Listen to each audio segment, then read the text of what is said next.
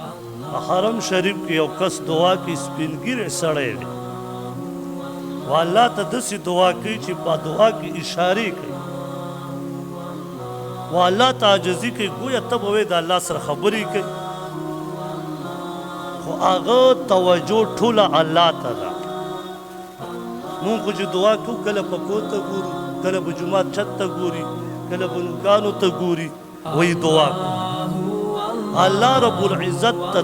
توجه والا دعا قبل او د دعا د قبلولو دپاره نبي علیه السلام دوه عمله ښودل یو صحابي په خپله دعا کې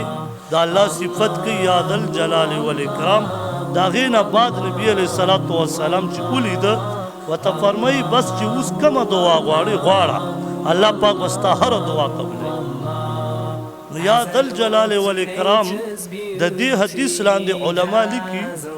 چې څوک دا ووایي په دعا کې نو نبی علیه السلام د دې حدیث نه ثابت دي چې الله د دعا قبلوي او دویم دام لیکي چې اسم اعظم دا یا ذالجلال والاکرام او بل دویم روایت کې نبی علیه الصلاة والسلام فرمایي مفهوم مبارک کې داسې دی یو صحابي ولیده چې هغه په نبی علیه السلام درود شریف ووایي نبی علیه السلام ورته وفرمایل اوس چې څه دعا غواړې غواړه الله یې قبلوي نو دعا د قبلولو د قبلېدو د شرط دا دی چې ستا په خېټه کې حرام نه وي دویم دا چې اول د الله صفت بیان کا او دریم دا چې ته په نبي علیه السلام درود شریف ووایه هره دعا الله د مسلمان قبلوي